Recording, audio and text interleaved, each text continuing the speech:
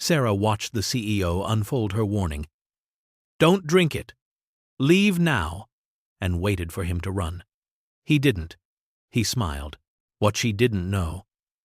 The man who'd ordered the poison sat 3 tables away, and the CEO had been waiting for someone brave enough to betray him. Before I continue the story, please subscribe. I need to reach 1,000 subscribers so I can keep bringing you stories like this every day. It's just 1 click for you, but it means a lot to me. Thank you. Sarah Mitchell had learned long ago that hope was a luxury she could not afford. Yet every morning she braided her daughter's hair as if the world might still keep its promises. At 34 years old, Sarah had become an expert in the arithmetic of survival, counting every dollar twice, stretching every meal into 2, measuring her life not in dreams but in the weight of what she owed.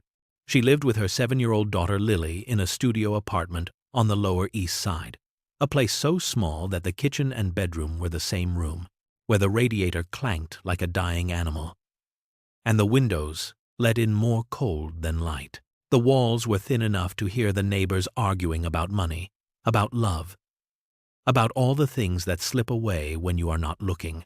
Sarah was 3 months behind on rent, and every week her landlord left notes under her door, each one more threatening than the last, each one a reminder that the ground beneath her feet was never solid. But she never let Lily see her fear. Every morning she woke before dawn, made pancakes from a box mix she bought in bulk, and sat across from her daughter at their tiny table, watching the way Lily's face lit up at the smallest joys. Lily had been born with a congenital heart defect, a valve that did not close properly, a ticking clock inside her small chest. The doctors said she needed surgery, a procedure that would cost more than Sarah would earn in 5 years. And the insurance company had denied the claim twice already, citing pre-existing conditions and policy limitations and all the cold language that corporations use when they mean to say no. Sarah had sold her mother's wedding ring last month, the one piece of jewelry she had sworn she would never part with, and the money had bought them 2 more weeks, maybe 3. She did not know what she would sell next.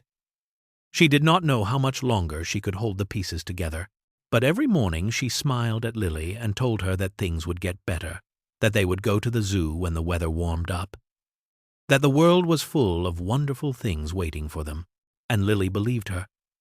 Because children believe their mothers, because that is the purest faith there is. Sarah dropped Lily at her sister Karen's apartment every day before work, climbing the 3 flights of stairs with Lily's hand in hers, kissing her daughter's forehead at the door, and promising to be back before bedtime. Karen never complained about watching Lily, though she had 2 kids of her own and a husband who worked nights at a warehouse. Family helped family. That was how they had been raised. That was the only way any of them survived. Sarah took the subway to Lumière, the upscale Manhattan restaurant where she had worked for 3 years, and as she rode through the tunnels beneath the city, she let herself disappear, let herself become just another tired face in a car full of tired faces. Let the noise of the train drown out the noise in her head. She could not afford to think about what came next. She could only afford to think about today, about tonight, about the tips she might earn if she smiled enough, remembered enough, made herself invisible enough that the wealthy patrons would feel comfortable in her presence. That was the secret to being a good waitress. You had to be there without being there. You had to anticipate every need without ever being seen to watch. Sarah had mastered this art. She was never late, never complained, never made mistakes. She remembered every regular's favorite drink, every allergy, every preference. The managers trusted her. The customers liked her. And none of them knew anything about her life outside those walls, about the daughter with the broken heart, about the apartment she was losing, about the mother's ring now sitting in a pawnshop window on Canal Street. That was how she wanted it. Her dignity was the one thing she would not sell. Tonight was different. Tonight, Lumière was hosting a private dinner in the back room, an exclusive event for James Harrington and his inner circle, and Sarah had been assigned to serve them. James Harrington was the CEO of Harrington Industries, a conglomerate so vast that Sarah could not have named all the things it owned if she tried. Shipping and real estate and technology and media, a fortune measured in billions, a name that appeared in newspapers and magazines and the donor lists of every major charity in the city. Sarah had seen his photograph before, but never the man himself. And when she entered the private dining room that evening, she understood immediately why people talked about presence, about the way some men fill a room just by standing in it. James Harrington was 52 years old, tall and lean, with silver hair swept back from a face that might have been handsome if it were not so guarded. His eyes were the color of slate, and they moved across the room with a watchfulness that made Sarah think of a man who had learned not to trust what he saw. He sat at the head of the long table, surrounded by executives in expensive suits and investors with watches that cost more than Sarah's annual salary, and though they laughed and flattered and competed for his attention, he barely seemed to hear them. He was alone in a room full of people. Sarah recognized that loneliness. She had seen it in her own mirror. The CFO was a man named Victor Crane, and Sarah disliked him immediately, though she could not have said why. He was polished and handsome in a practiced way, with a smile that showed too many teeth and a laugh that came too easily. He touched people when he talked to them, a hand on the shoulder, a squeeze of the arm. It was a way of claiming space, of asserting dominance, of making others feel they owed you something. Victor sat at James Harrington's right hand and spoke more than anyone else at the table, filling silences that did not need to be filled, agreeing with everything James said before James had finished saying it. The other guests followed Victor's lead, and the conversation became a performance. Everyone playing their part, everyone trying to impress the man at the head of the table. But James Harrington did not seem impressed. He barely touched his food. He sipped his water, but not his wine. He nodded at the appropriate moments and offered the occasional word. But his eyes kept drifting, and Sarah had the strange sense that he was watching all of them the way a scientist watches specimens under glass. He was waiting for something. She did not know what. The dinner proceeded through the first course and the second, and Sarah moved between the kitchen and the dining room with practiced efficiency, invisible and attentive, exactly as she had trained herself to be. She refilled water glasses and cleared plates and answered questions about the menu with a smile that never wavered. No one looked at her directly. No one said thank you. She was part of the furniture, part of the service. And she had made her peace with that long ago. But she could not stop watching James Harrington.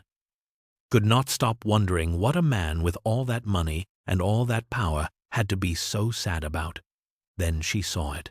She had returned to the kitchen to retrieve the main course, and as she pushed through the swinging door, she glanced back through the small window. Just a habit, just a way of keeping track of the room. Victor Crane was standing at the bar in the corner, his back to the table, and, as Sarah watched, he took a small glass vial from his jacket pocket and emptied its contents into a wine glass. The movement was quick and furtive, the gesture of a man who had practiced it. And when he was done, he tucked the vial away and carried the glass to the table, setting it down at James Harrington's place with a casual remark about the vintage. Sarah's blood turned to ice. She stood frozen behind the kitchen door, her heart pounding so hard she could feel it in her throat. And for a moment she could not think at all. She had seen what she had seen. There was no other explanation. Victor Crane had put something in that wine, and James Harrington was going to drink it, and she was the only person who knew. The thoughts came fast and sharp, cutting through her paralysis. If she was wrong, if she had misunderstood, she would lose her job. She would be fired for making accusations against a wealthy and powerful man, for disrupting an important dinner, for being a hysterical woman who saw things that were not there. And if she lost her job, she would lose everything else. The apartment, the insurance, the surgery, the last thin threads holding her life together. But if she was right and she stayed silent, a man would die. She thought of Lily. She thought of the conversations they would have someday, when Lily was older, about what kind of person you should be, about what you do when the right choice is the hard choice. She thought of her own mother, gone 5 years now, who had raised her to believe that character is what you do when no one is watching. Someone was watching now. Sarah was watching, and she knew what she had to do. Her hands were shaking as she pulled a cloth napkin from her apron and took a pen from her pocket. The words came out jagged and uneven, her handwriting betraying her fear. "Do not drink it and leave. Now." She folded the napkin once, then again, making it small enough to conceal in her palm. She loaded the main course onto her tray and walked back into the dining room, her face composed, her movements smooth, everything about her the picture of professional calm. Inside she was screaming.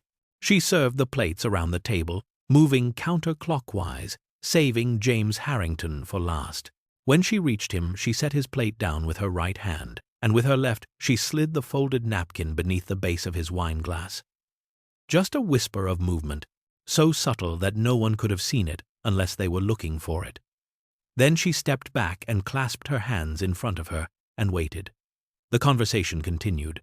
Victor Crane was telling a story about a deal he had closed in Tokyo, and the investors were laughing, and the candles flickered in their crystal holders.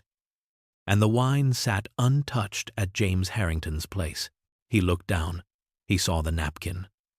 His hand moved slowly, almost casually, and he unfolded it beneath the edge of the table, reading the words Sarah had written. She watched his face for a reaction, for shock or fear or confusion, for anything that would tell her what he was thinking. But his expression did not change. He read the note and then he looked up at her, and the corner of his mouth lifted into the smallest of smiles. Sarah did not understand. She had expected him to push back from the table, to call for security, to demand an explanation.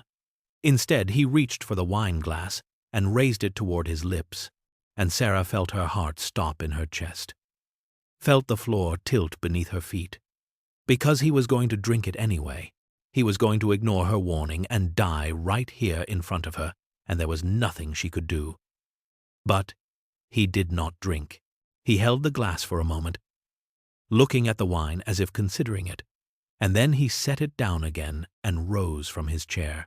He excused himself from the table with a polite nod, saying he needed to step away for a moment. And as he moved toward the door, he paused beside Sarah and spoke quietly enough that only she could hear. "Would you show me where the restrooms are?" It was not a question.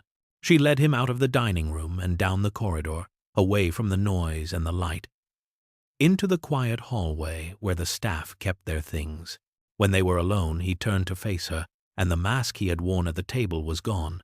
His eyes were sharp now, intent, alive with something she could not name. "How did you know?" he asked. Sarah's voice was steady, even though her hands were not. "I saw him put something in your glass." The man with the smile. "Your CFO." James Harrington studied her for a long moment. And Sarah had the uncomfortable feeling that he was seeing all of her. Not just the uniform and the tray, but everything underneath, the fear and the courage and the desperate arithmetic of her life. Then he nodded slowly, as if she had confirmed something he already believed. "And why did you tell me?" he asked. "You could have stayed silent. It would have been easier, safer." Sarah thought of Lily. She thought of her mother's ring in the pawn-shop window. She thought of all the things she had lost and all the things she was still trying to hold. "Because it was right," she said. "Because I could not live with myself if I did not." The hallway was silent. Somewhere behind them the dinner continued, the laughter and the flattery and the lies. All of it carrying on as if nothing had happened. But something had happened. Something had changed. James Harrington looked at Sarah Mitchell, a waitress in a borrowed uniform with a daughter she could not save and a life she could barely hold together. And he saw something that mattered. He saw someone who had chosen courage when fear would have been so much easier. He saw the rarest thing in his world, a person who did the right thing for no other reason than because it was right. And in that moment, though neither of them knew it yet, both of their lives began to change. The silence between them stretched like a held breath. And Sarah felt the weight of his gaze, as if he were reading pages she had never shown anyone. She waited for him to explain, to tell her what would happen next, to call the police or summon his security, or do any of the things a man in his position should do when someone tries to poison him. But James Harrington did none of those things. Instead, he leaned against the wall of that quiet corridor and looked at her with an expression she could not quite name. Something between exhaustion and wonder, as if she had surprised him in a way he had stopped believing was possible. "I have known about Victor's plan for 2 weeks," he said. Sarah blinked. The words did not make sense. She replayed them in her mind, searching for meaning, and still they refused to arrange themselves into anything she could understand. He continued before she could speak. "My head of security discovered the plot 14 days ago. We intercepted the substance Victor intended to use and replaced it with something harmless. The wine he poured tonight would have done nothing more than leave a bitter taste." Sarah stared at him. Her mind raced through the implications, through the horror of what he was telling her, and when she finally spoke, her voice came out sharp with anger she had not expected to feel. "You knew. You knew someone was trying to kill you, and you just sat there. You used yourself as bait." James did not flinch. His eyes held hers with a steadiness that seemed to come from somewhere beyond ordinary composure, from a place where feeling had been carefully locked away. "Yes," he said. "I did." Sarah shook her head. She thought of Lily, of all the things she would do to protect her daughter, of the fierce and primal terror that came with loving someone so much that their safety was more important than your own. She could not fathom choosing to sit in a room with a man who wanted you dead, calmly eating dinner, waiting to see what would happen. It was reckless. It was cruel. It was the act of someone who had stopped caring whether he lived or died. "Why?" she demanded. "Why would you do something like that?" James was quiet for a moment. When he spoke again, his voice was softer, wearier, as if the words cost him something to say. "When you have money, you learn that loyalty is the most expensive thing you cannot buy. I have spent 3 years watching the people around me, testing them, waiting to see if any of them would choose my life over their own interests. My executives, my household staff, old friends I have known for decades. I gave them opportunities to warn me, to protect me, to do the right thing when they thought no one was watching." He paused. Every single one of them failed. Sarah felt something shift in her chest, a crack in the wall of her anger. She looked at this man with his silver hair and his slate-gray eyes and his fortune measured in billions. And for the first time she saw not power but loneliness, not privilege but pain. She saw someone who had been betrayed so many times that he had stopped expecting anything else. She saw someone who had turned his own life into an experiment because he no longer believed that goodness existed. "And then you came along," James said, "a waitress I have never met. A woman who had every reason to stay silent, who would have lost her job if she was wrong, who had nothing to gain and everything to risk. And you passed me a note under my wine glass because you could not stand by and watch a stranger die."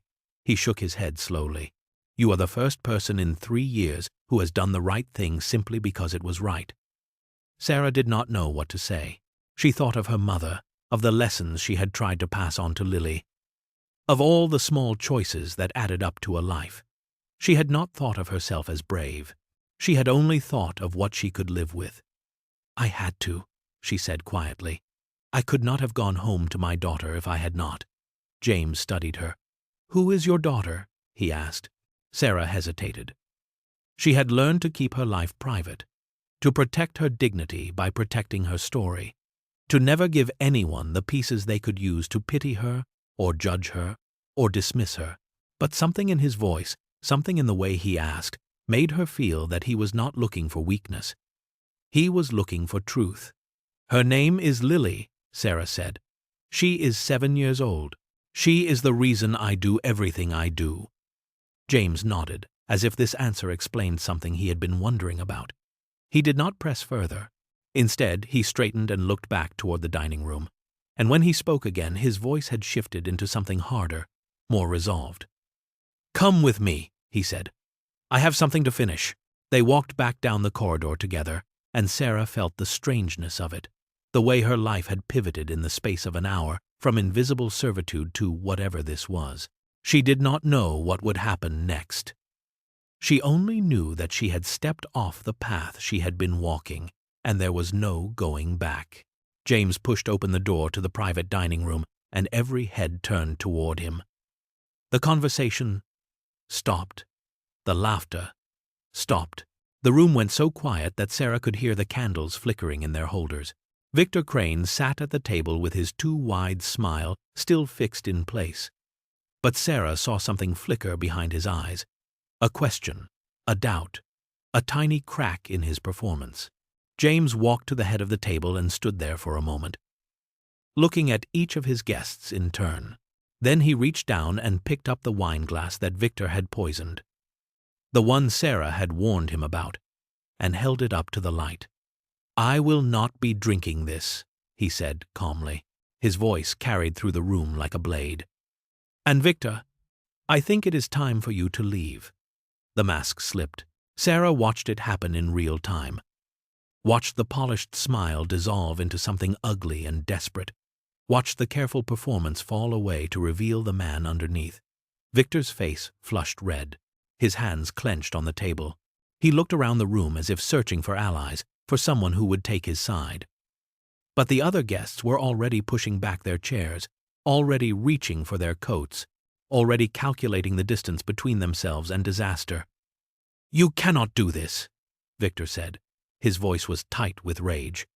"You have no proof. You have nothing." James set the glass down gently. "I have security footage from 14 days ago showing you meeting with a man who sells controlled substances. I have recordings of your phone calls. I have the original vial you purchased and the harmless substitute my team replaced it with." He paused. "And I have a witness who saw you pour something into my glass tonight." Victor's eyes found Sarah. The hatred in them made her stomach turn, made her want to step back, but she held her ground. She had done nothing wrong. She had only told the truth. "This is insane," Victor spat. He stood up so fast his chair fell over behind him. "You think you can just accuse me of something like this and walk away? You think your money makes you untouchable?" His voice rose to a shout. "You deserved it. You have been blocking my promotion for 3 years. You hoard everything for yourself while the rest of us scramble for scraps. You deserve everything that is coming to you." James watched him without expression. There was no shock in his face. No surprise, no pain. He had expected this. He had seen it before. He had stopped believing that the people around him were capable of anything else. Security arrived before Victor could say another word. 2 men in dark suits appeared at the door and moved toward him with quiet efficiency.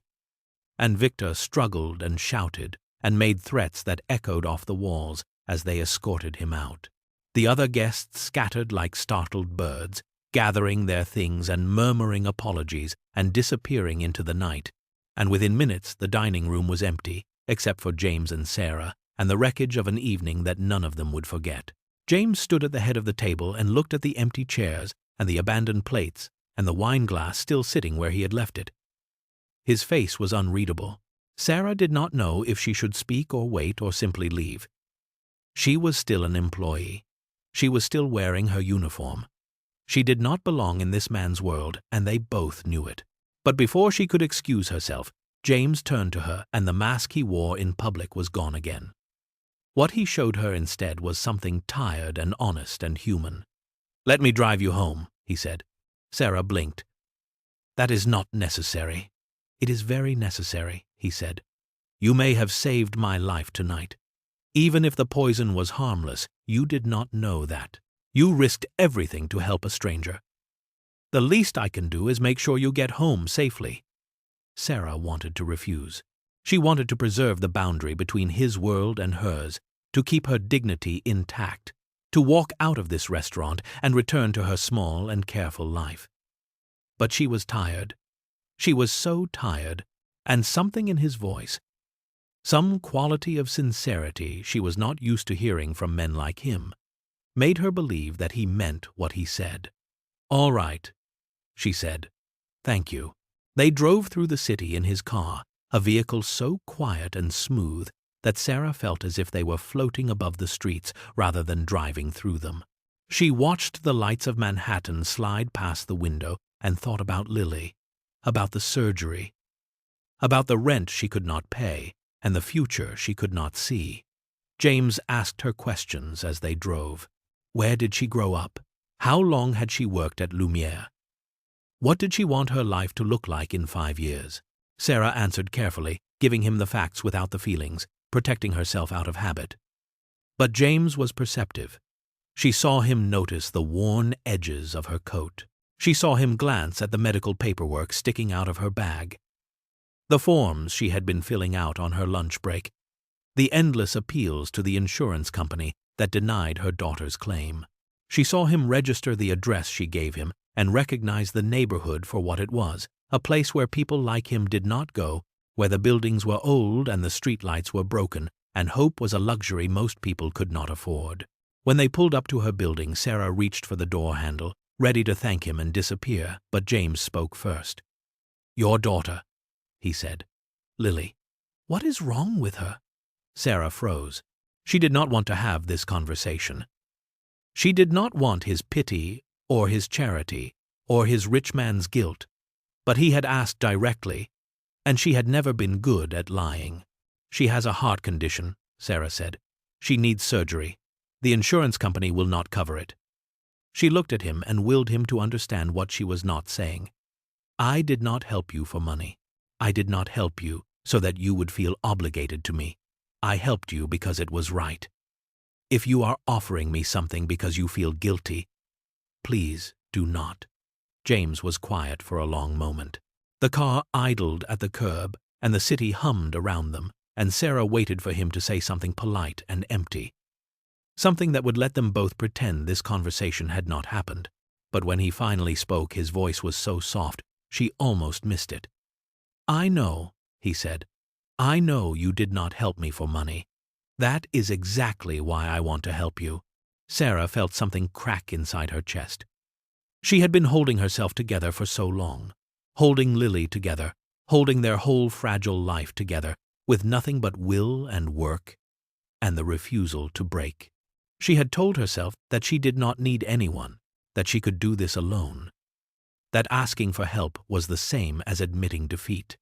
But sitting in this quiet car with this lonely man, who had tested the world and found it wanting, she felt the weight of everything she had been carrying, and for the first time in years she did not know if she could keep holding it. "I cannot take your charity," she said. Her voice wavered, but she pushed through. "I will not be a project for you to feel good about. I have worked for everything I have, and I will work for what comes next." James nodded slowly. He did not argue with her, or try to convince her, or tell her she was being foolish. He simply accepted what she said, as if her pride were something worthy of respect rather than something to be overcome. "Then let me offer you something else," he said. "Not charity. Opportunity. I need someone I can trust. You have proven you are that person. Come work for me. A real position with a real salary and benefits that will cover your daughter's surgery. You will earn every penny. I will make sure of that." Sarah looked at him. She searched his face for condescension, for pity. She found only a man who had been betrayed by everyone and had finally found someone who had chosen to do the right thing. She thought of Lily. She thought of the surgery, of the bills, of the zoo they had never visited because things had never gotten better. She thought of her mother's ring in the pawn shop window and all the pieces of herself she had sold to keep going. And she thought of what it might mean to stop surviving and start living, to give her daughter a chance at a future that was more than just getting by. "I will think about it," she said. James nodded. "That is all I ask."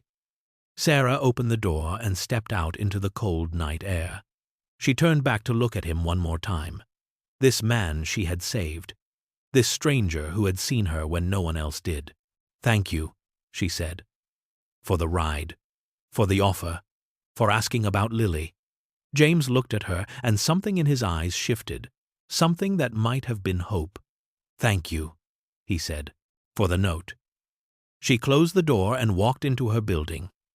climbed the stairs to her apartment, and stood in the doorway of the room where her daughter was sleeping. Lily's face was peaceful in the dim light, her chest rising and falling with each breath, and Sarah watched her for a long time. She thought about courage and kindness, and the strange ways that lives intersect. She thought about the choice she had made tonight, and the choice she would make tomorrow. She did not know what the future held. She only knew that something had changed, that a door had opened, that for the first time in years the arithmetic of her life had a variable she had not accounted for. Hope. It was dangerous and fragile, and nothing she could afford. But standing there in the dark, watching her daughter breathe, Sarah let herself feel it anyway. 3 days passed before Sarah called him. 3 days of sitting with Lily in their small apartment, watching her daughter color pictures of animals they had never seen in person, thinking about the offer James Harrington had made and what it would mean to accept it. She had spent her whole life relying on no one but herself, building walls out of pride and necessity, telling herself that independence was the same as strength. But independence had not paid for Lily's surgery. Independence had not kept them safe. Independence was just another word for being alone, and Sarah was so tired of being alone. She called him on a Tuesday morning and told him she would take the job. James did not gloat or congratulate himself or make her feel small for changing her mind. He simply said good and told her to come to his office the following Monday. He said he would have the paperwork ready. He said she would start as his executive assistant and they would see where things went from there. He said the health insurance would be effective immediately. Sarah thanked him and hung up the phone and sat on the edge of her bed with her hands shaking. And she did not know if what she felt was relief or terror or some mixture of the two that did not have a name. She had crossed a line. She had accepted help. She had let someone into the fortress she had built around herself and her daughter, and now she would have to trust that he would not tear it down. Monday came and Sarah took the subway to Harrington Industries, a tower of glass and steel in Midtown that rose so high she had to tilt her head back to see the top. She rode the elevator to the 47th floor and stepped into a world she had never imagined herself inhabiting, a world of mahogany desks and original artwork and windows that looked out over the entire city. James met her at the elevator and showed her to her desk, a space outside his office with a computer and a phone and a leather chair that was nicer than any furniture she had ever owned. He introduced her to the other assistants and the junior executives and the security team, and everyone smiled and shook her hand and welcomed her as if she belonged there.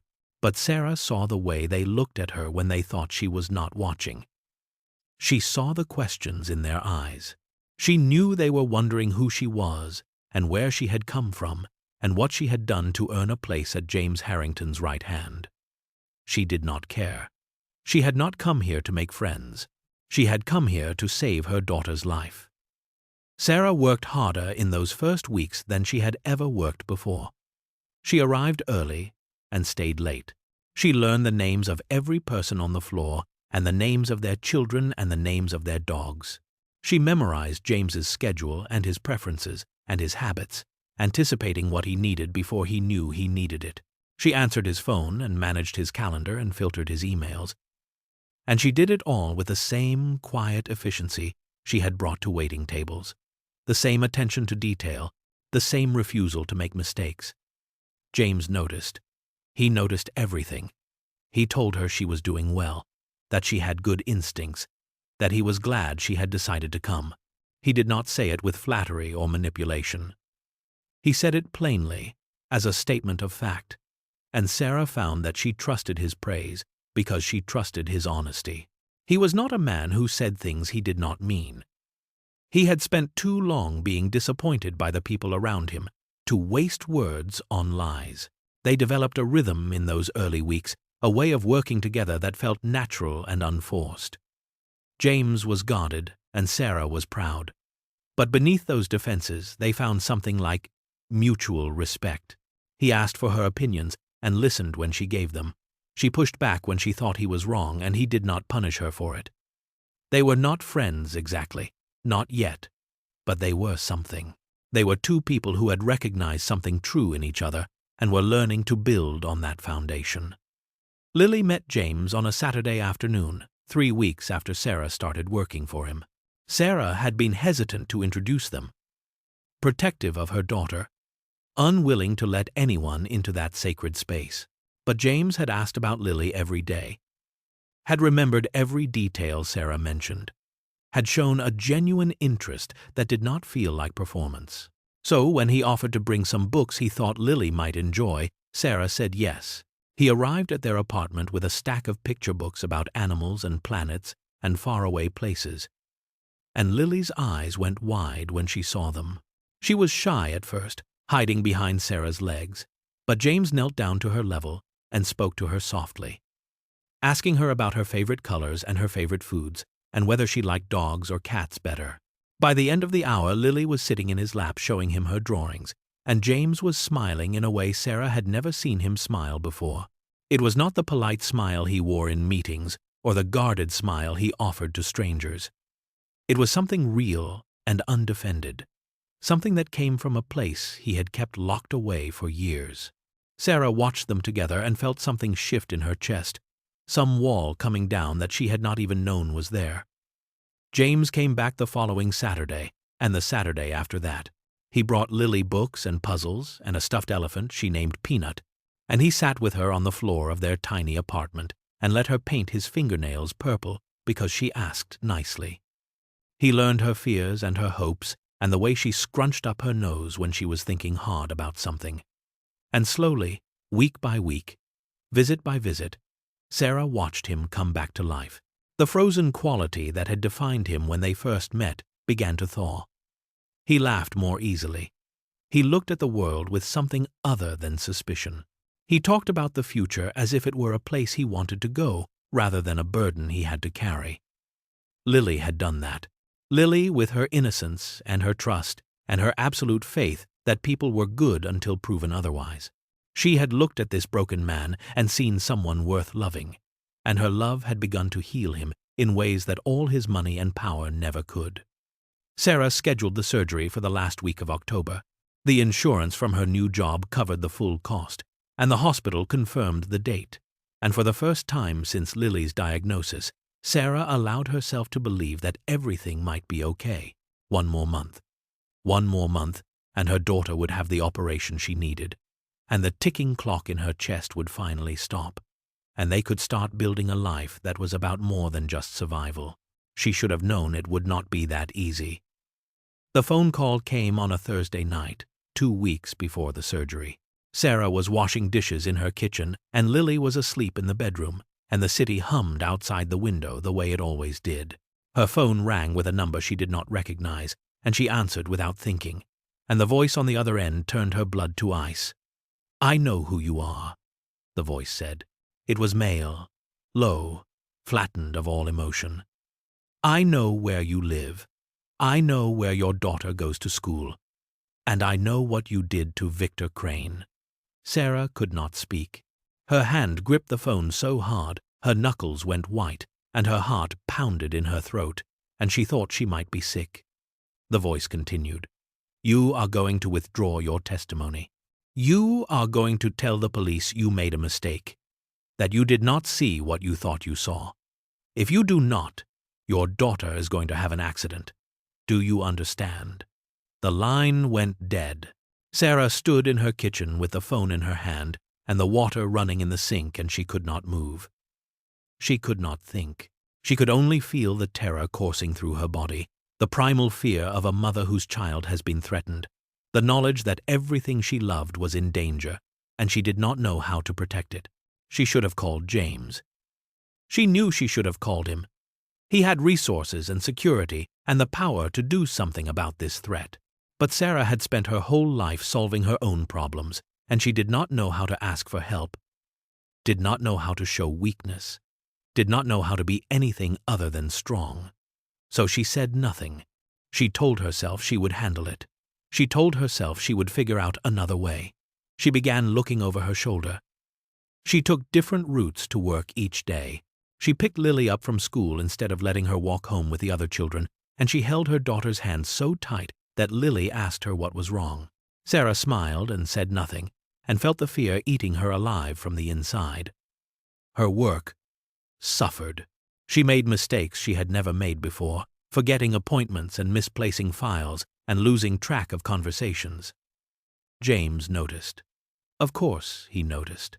He asked her if she was all right, if something was wrong, if there was anything he could do, and every time Sarah smiled and said she was fine, just tired, just stressed about the surgery. And James looked at her with those slate-gray eyes, and she knew he did not believe her, but he did not push. He trusted her to tell him when she was ready. She was not ready. She did not know if she would ever be ready. The days passed and the surgery drew closer, and Sarah felt herself stretched thinner and thinner, pulled between fear and hope and the desperate need to protect her daughter without letting anyone see how terrified she was. She jumped at every sound. She flinched at every stranger. She lay awake at night staring at the ceiling and listening to Lily breathe and wondering if she was doing the right thing by staying silent. 3 days before the surgery, they came for her. Sarah picked Lily up from school at 3:15, the same time she always did, and Lily came running out of the building with her backpack bouncing and her face bright with stories about her day. They started walking toward the subway station, and Sarah was listening to Lily talk about the picture she had drawn and the book her teacher had read and the funny thing Marcus had said at lunch. And then she saw the car. It was a black sedan with tinted windows, moving slowly down the street, keeping pace with them. Sarah's heart seized. She took Lily's hand and walked faster, but the car stayed with them. She turned a corner and the car turned too. She ducked into a bodega and watched through the window, and the car stopped outside and waited. Lily looked up at her with wide eyes. "Mommy, what is wrong? Why are we hiding?" Sarah knelt down and took her daughter's face in her hands and forced her voice to stay calm. "We are going to play a game," she said. "We are going to run as fast as we can to the subway station and see who can get there first." "Okay. Can you do that for me?" Lily nodded, trusting her mother completely, and Sarah took her hand and they burst out of the bodega and ran. She could hear the car doors opening behind her. She could hear footsteps on the pavement. She did not look back. She just ran, pulling Lily along beside her, weaving through pedestrians and dodging traffic and praying that they would make it to the subway before the men caught up. They reached the station, and Sarah flew down the stairs. Lily's hand still locked in hers, and they pushed through the turnstile and onto the platform just as a train was pulling in. They made it. They squeezed through the closing doors, and Sarah collapsed onto a seat with Lily in her arms and her whole body shaking. She pulled out her phone and called James. He answered on the first ring. "Sarah, what is wrong?" She told him everything. The phone call, the threat, the men in the car. She told him she was sorry, that she should have said something sooner, that she had been trying to handle it herself and she had failed. James did not waste time on anger or recrimination. He asked where she was. He told her to stay on the train until his security team could meet her. He told her he would take care of everything. He told her Lily was going to be safe. Sarah believed him. She held her daughter and watched the stations pass and waited for help to arrive. But the damage was already done. The fear and the running and the adrenaline had put too much strain on Lily's fragile heart. Halfway to their destination, Lily looked up at Sarah with a strange expression on her face. "Mommy," she said, "I do not feel good. My chest hurts." And then she collapsed. Sarah screamed. She caught Lily as she fell and lowered her to the floor of the train car, and the other passengers scrambled back in shock. Lily's face was pale, and her lips were turning blue, and her breath came in shallow gasps that barely moved her chest. Sarah screamed for someone to call 911. She screamed for help. She pressed her hand to her daughter's cheek and begged her to hold on, to stay with her, to not leave her alone in this world. The train pulled into the next station, and paramedics were waiting on the platform, summoned by James's security team, who had been tracking her location. They lifted Lily onto a stretcher and put an oxygen mask over her face and rushed her up the stairs to a waiting ambulance. Sarah climbed in beside her and held her daughter's hand and prayed to every god she had ever heard of. "Please, please do not take her. Please let her live." The ambulance screamed through the city streets with its sirens wailing, and Sarah watched her daughter's face and willed her to keep breathing. The doctors met them at the emergency entrance and took Lily away on the stretcher, and someone held Sarah back when she tried to follow. A surgeon appeared and spoke to her in rapid, urgent words. The stress had triggered a severe cardiac episode. Lily's heart was failing. They needed to do the surgery now, tonight, or she would not survive. Sarah signed the consent forms with hands that would not stop shaking. She watched them wheel her daughter through the double doors and disappear into the operating room.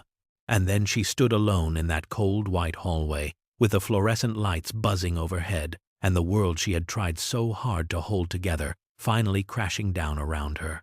The waiting room was a purgatory of plastic chairs and fluorescent lights. A place where time moved differently, where minutes stretched into hours, and hope and despair sat side by side like old enemies. Sarah stood by the window and stared at nothing, and felt the weight of everything she had done wrong, pressing down on her until she could barely breathe. She should have told James about the phone call. She should have asked for help when help was offered. She should have trusted him the way he had trusted her. But instead, she had let her pride and her fear put her daughter's life in danger, and now Lily was on an operating table with her chest cut open and her heart in a surgeon's hands, and there was nothing Sarah could do but wait and pray and hate herself for every choice that had led them here. The guilt was a living thing inside her, coiling around her lungs and squeezing until she thought she might suffocate. She had spent her whole life being strong. She had spent her whole life solving her own problems and protecting her daughter and refusing to lean on anyone, because leaning meant falling and falling meant losing everything. But strength without wisdom was just stubbornness. And stubbornness had nearly cost her the only thing that mattered. The doors to the waiting room opened and James walked in.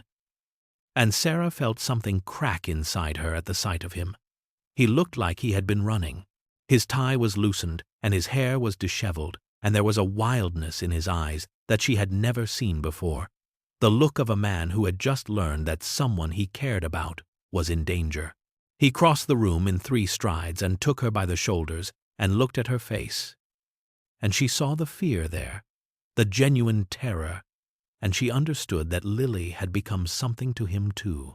She had become something precious and irreplaceable, something worth being afraid for. "Victor is in custody," James said. His voice was tight with barely controlled emotion. "My security team intercepted his men at the subway station. They are talking to the police right now, and Victor will be charged with conspiracy and witness intimidation and everything else they can make stick. He will never hurt you again. He will never hurt Lily again. I promise you that." Sarah heard the words, but they did not comfort her. Nothing could comfort her right now. Nothing could reach through the wall of guilt and fear that surrounded her. She shook her head and felt the tears coming, felt the breakdown she had been holding back for weeks finally crashing through her defenses. "This is my fault," she said. Her voice broke on the words. "I should have told you about the phone call. I should have asked for help. I was so stupid, so proud, and now Lily is in there fighting for her life because I would not admit that I could not handle this alone. I did this. I did this to my own daughter."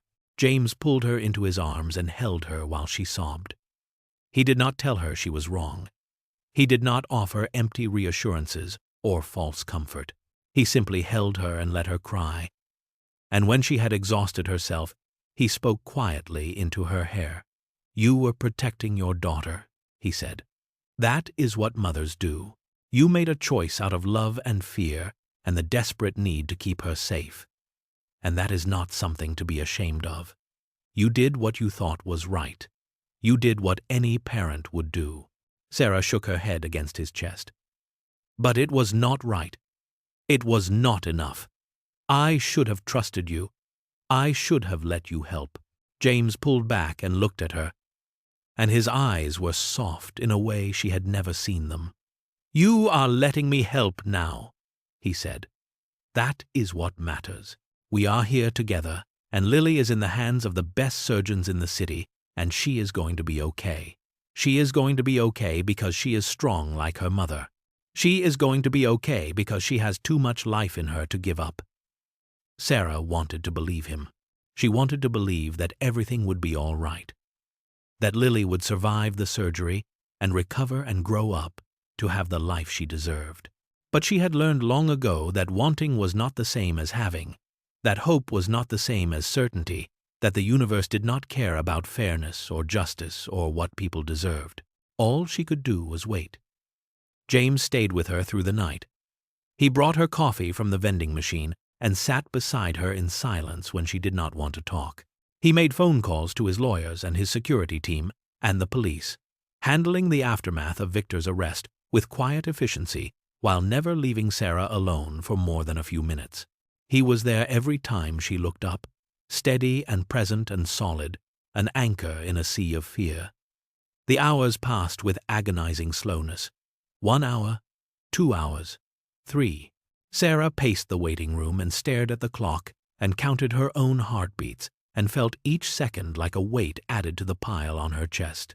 She thought about Lily's first steps, her first words, the way she laughed when Sarah tickled her feet. She thought about the stories they read together at bedtime and the songs they sang in the car and the plans they had made for the zoo that they had never visited. She thought about all the things she still wanted to teach her daughter, all the things she still wanted to show her, all the years they were supposed to have together. She could not lose her. She could not survive it. She would rather cut out her own heart than live in a world without Lily in it. The surgery stretched into its 4th hour, and then its 5th, and Sarah began to lose her grip on herself. She stopped pacing and sat down and put her head in her hands and prayed with a fervor she had not felt since childhood. She bargained with God. She offered her own life in exchange for her daughter's. She promised to be better, to be kinder, to never take a single moment for granted if only Lily would survive this night. James sat beside her and put his hand on her back and did not say anything because there was nothing to say. They were past the point of words. They were in the territory of faith and fate and the thin line between life and death, and all they could do was wait together and hope that it would be enough. The 6th hour came and went. The 7th began. Sarah felt herself growing numb, felt her mind detaching from her body as a defense against the unbearable fear. She stared at the wall and thought of nothing and let the minutes pass through her like water. And then the doors opened. A surgeon walked out, still wearing her scrubs and her surgical cap, and Sarah was on her feet before she knew she was moving. The woman's face was tired but calm, and when she saw Sarah, she smiled, and Sarah felt her knees give way beneath her. James caught her. He wrapped his arm around her waist and held her up, and the surgeon walked toward them and spoke the words Sarah had been praying to hear. "She made it," the surgeon said. "The procedure was a success. We were able to repair the valve, and her heart is functioning normally. She is going to need time to recover, but the prognosis is excellent. Your daughter is going to be fine." Sarah could not speak. She could not breathe. The relief was so overwhelming that it felt like pain, a flood of emotion so intense that her body did not know how to contain it. She sagged against James and he held her, and she heard herself making sounds that might have been laughter or sobs or something in between. Lily was alive. Lily was going to be okay. The nightmare was over. They let Sarah into the recovery room an hour later, when Lily had been moved from the operating theater and was resting comfortably. She was so small in that hospital bed, surrounded by machines and monitors and IV lines, her face pale and her eyes closed, and a bandage across her chest where they had opened her up and fixed her broken heart. Sarah sat beside her and took her hand and watched her breathe, counting each rise and fall of her chest like a miser counting gold. James stood in the doorway and gave them space. But Sarah looked up at him and nodded, and he came to stand beside her, and they waited together for Lily to wake. It took another hour. The sedation wore off slowly, and Lily stirred and her eyes fluttered open, and she looked around the room with confusion, and then saw her mother, and smiled. That smile. It was the most beautiful thing Sarah had ever seen in her life. It was proof that miracles existed, that prayers were answered, that all the pain and fear and guilt had been worth it because her daughter was here and alive and smiling at her. "Mommy," Lily said. Her voice was hoarse and weak, but it was hers and it was real. My chest hurts. Sarah laughed through her tears. I know, sweetheart. The doctors fixed your heart. You are going to feel better soon. I promise. Lily nodded slowly. Her eyes moved past Sarah and found James standing beside her, and something in her face shifted. A recognition, an understanding that children sometimes have when adults are still pretending not to know. She looked at James and then at Sarah and then at their hands, which had somehow found each other without either of them noticing. Is James going to be my new family? Lily asked. Sarah felt her face flush. She opened her mouth to say something, to explain, to deflect the question with some gentle redirection. But before she could speak, James moved. He knelt beside Lily's bed so that his face was level with hers, and he looked at her with an expression so tender and unguarded that Sarah felt her heart turn over in her chest. I would be honored, James said softly, if your mom would let me try. Lily smiled again, satisfied, as if this answer confirmed something she had already known. Then she closed her eyes and drifted back to sleep. And Sarah and James looked at each other over her bed, and neither of them said anything, but neither of them needed to. The words had been spoken. The question had been asked and answered. Something new was beginning. The weeks that followed were full of healing. Lily recovered faster than anyone expected.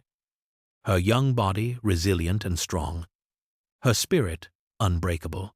She spent 10 days in the hospital, and then Sarah brought her home to their apartment, and James was there every day, bringing flowers and books and the stuffed elephant Peanut that Lily had missed so much.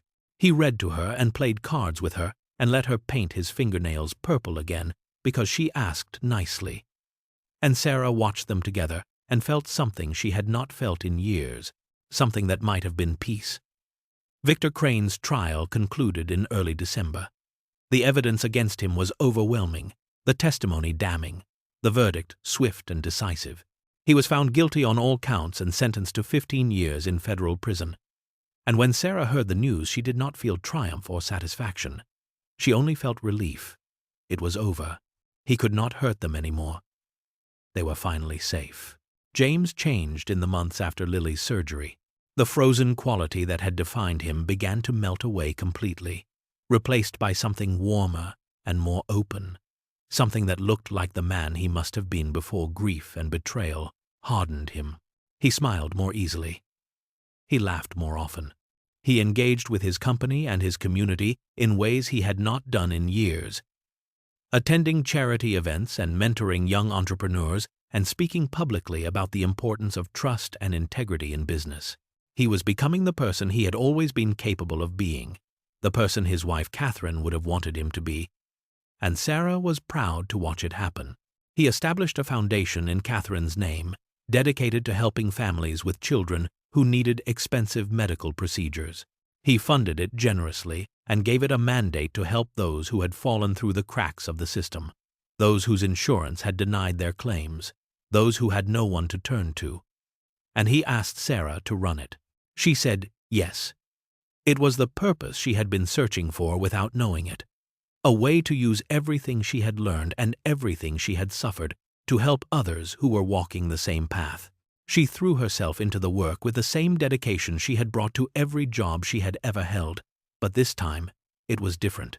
This time she was not just surviving, she was building something meaningful, something that would outlast her, something that would make the world a little bit better than she had found it. She and James grew closer through the winter and into the spring. It was not rushed and it was not forced. It was slow and careful and real. Two people who had been broken, finding their way back to wholeness together.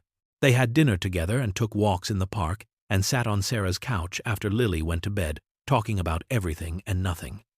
They did not put a name on what they were. They did not need to. They knew what they felt.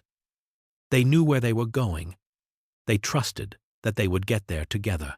1 year after the night Sarah passed James that note. They threw a party for Lily's 8th birthday.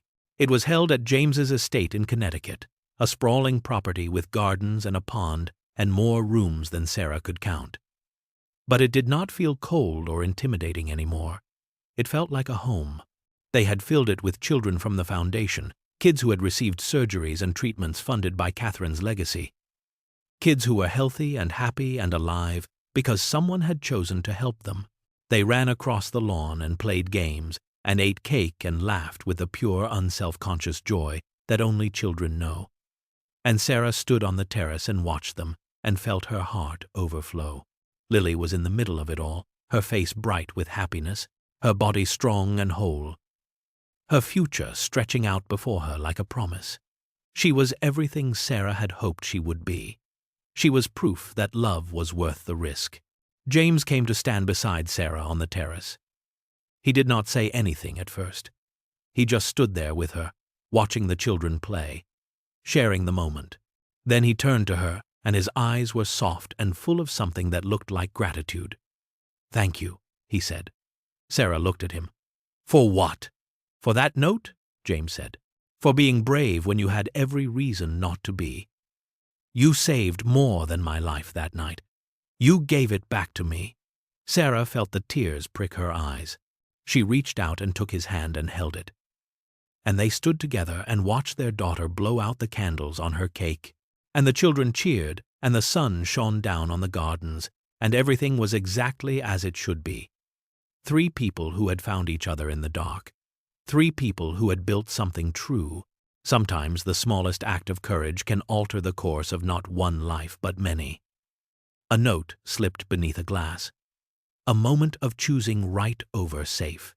A stranger deciding that another person's life was worth the risk.